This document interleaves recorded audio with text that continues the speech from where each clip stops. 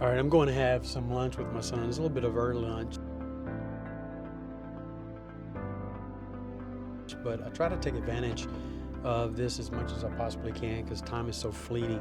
And for you guys that didn't see my other video that may be new to this here, my son is, sorry for the camera jostling, I'm trying to drive with one hand, which is not smart. My son is moving to Scotland in September to go to school. He was accepted into a university there, and it's something I've been struggling with because we just recently found out that it's for sure going to happen in September. It's just a few months away, and I've been struggling with the idea of him being overseas, across away from me, basically a day away, because you can't just go to the airport at on a whim and pick up a ticket and hop on a plane like you could back in the day, so to speak.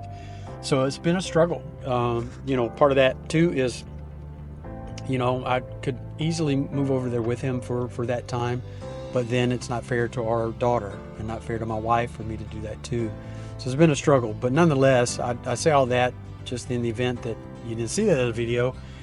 To give you a little context, is I always try to make it a priority if my kids want to do something, they're asking to do something, is to do it, because we have so little time in the grand scheme of things with our kids before they're off with their families and things like that.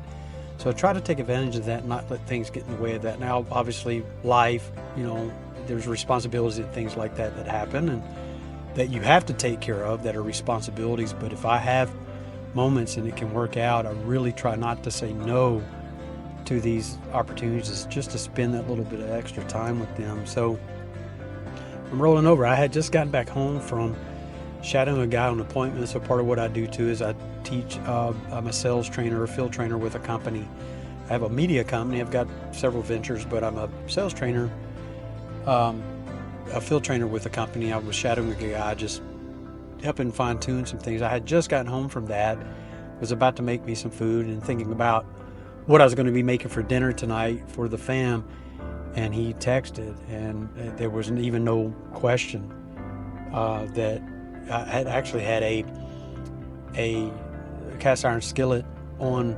It was on with olive oil in it. I was going to fry up some just egg. And so for you guys that don't know, I'm plant-based, have been for 2 decades.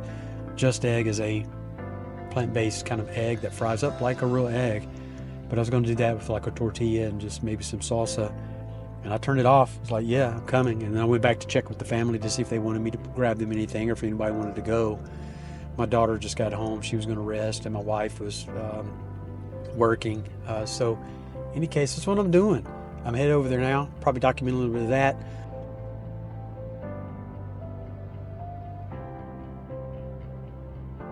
But just, I think the whole goal is saying this is just like really think about, I know we all want to think or say that we do and understand that time is fleeting and precious with those that we care about and love, but really be aware, like consciously aware of that, because moments become fewer and far between, because you really don't have like 10, 15 years with somebody. You have the moments that you're with them is all you have. You don't really have time. You have time within those moments. So I know particularly with him going overseas, it's going to be fewer and far between moments, right?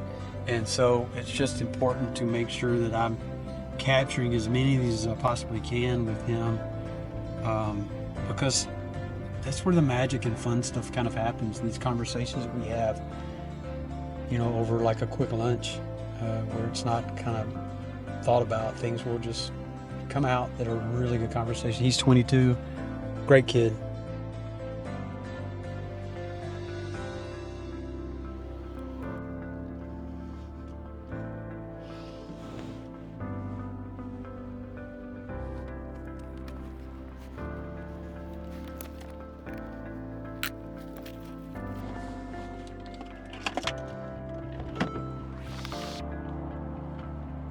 Hey, dude.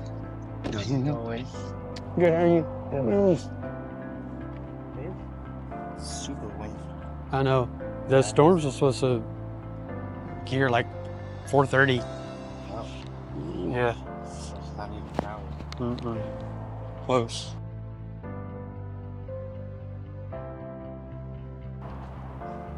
It's not very busy. Oh, they're like, are we the only customers?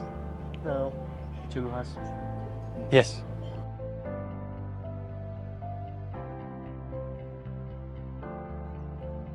Thank you so much.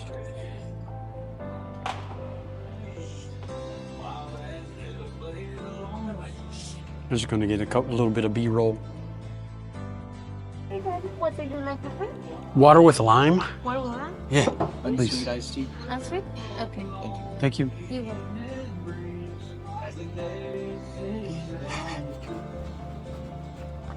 I know what I'm getting. I don't need this. I'm either gonna do those tacos or the The tacos authenticos or whatever they're called. yeah, either that with the shrimp or the burrito supreme. I don't know what they call it. I don't think Mom or Lurch's going to want anything.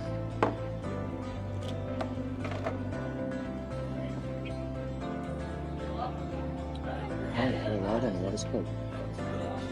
Burrito Real. That's what it's called.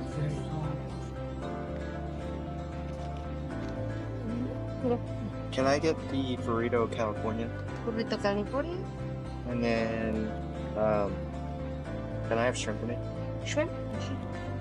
Comes with pico de gallo, sour cream, and white cheese on the top. That's fine. Okay. So I'm going to do a chalupa Salud. and then a bean burrito and no cheese on any of the anything or sour cream, nothing, no dairy. Okay. This is a beans burrito. Please, yes. How many? Just one. Okay. You want red sauce on top? Sure, that'll be good. Okay. Anything else? I think that's it. Thank you. Oh, sorry. Thanks. A little bit, thanks. Yeah, they like kind of taste kind of overcooked, or the oil they use it needs to be changed or something.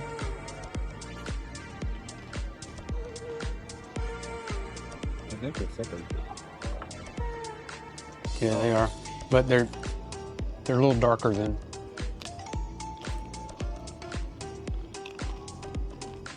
Oh, that's interesting. I thought it would be on top. That's why it looked kind of weird. That is weird.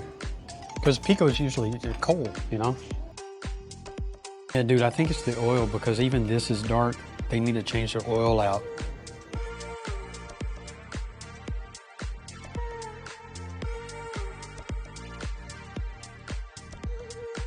Thing's huge. It is huge. Thought it'd be smaller. I think it's literally the burrito real, just everything's on the inside. It's got the pico, the shrimp, the rice, and Huh. Yeah, that's interesting. kind of like what Chipotle would do. Mm-hmm.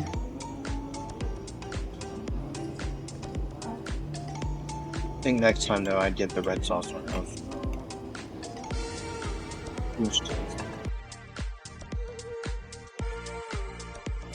Yeah, it's a bit cheesy.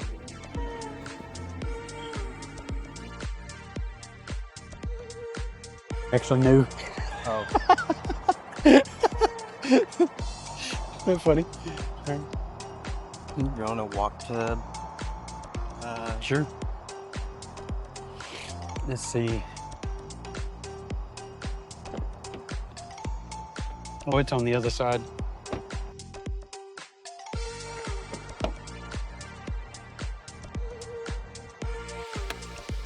Should be getting information on my watch this week. What? I mean, they send it off or something? Yeah. Oh, yeah. It said that like estimated 3 weeks until. Oh, that's right. I remember that. I'm assuming it's like a week to get there and then 2 weeks to process it and look at it. So, I haven't gotten. They said they would call me. I haven't gotten the call yet. But tomorrow will be, or no, Thursday will be 3 weeks. Days.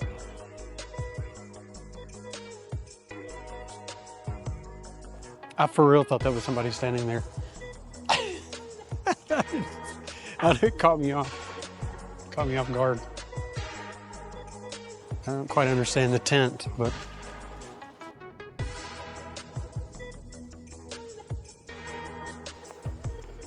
to roll up in here and get some of my joggers that I had altered. They not super expensive joggers. They just from their Champion, but they had the zipper pockets, and so you know, I'm getting the zipper. I got the zipper fix. I need the pocket so I don't lose my phone, my keys, or whatever. I like the zipper pockets. So, homie, I can't tell if anybody's coming. Appreciate you.